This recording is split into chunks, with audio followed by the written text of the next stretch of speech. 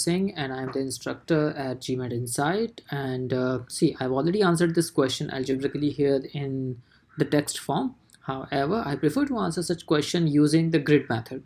So with this video, I'm going to explain how exactly I use this question using the grid method. First, I read the question. I understand the question is about 100 employees and the things are given in percentages, which can be taken as an absolute values.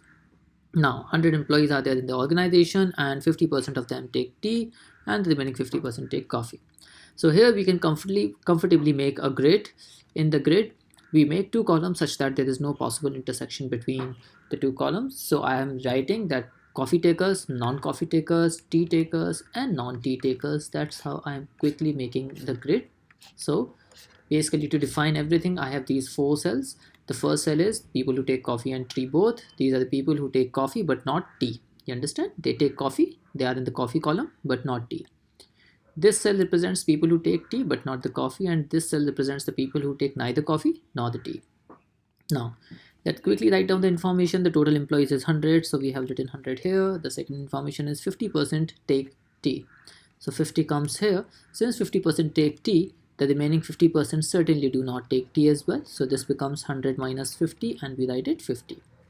Now, how many employees in the organization take neither tea nor a coffee?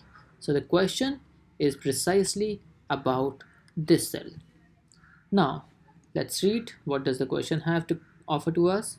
The first statement says none of the employees take both tea and coffee.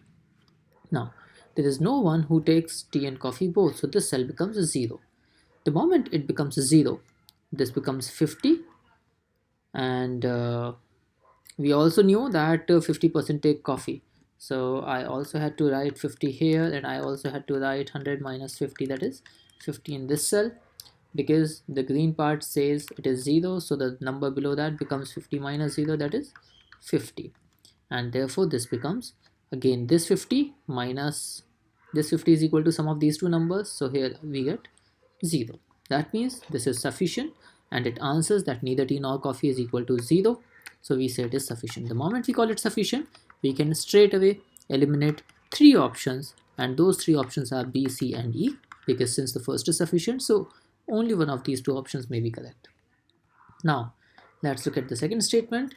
The survey included only those employees who take either tea or coffee, which means this line also specifies that there is no person included in the survey who neither takes tea nor the coffee.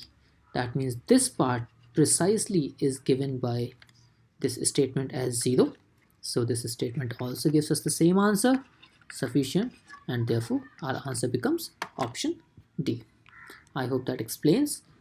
I'll keep solving questions like this. Please keep liking my videos and my posts. Thank you so much for watching.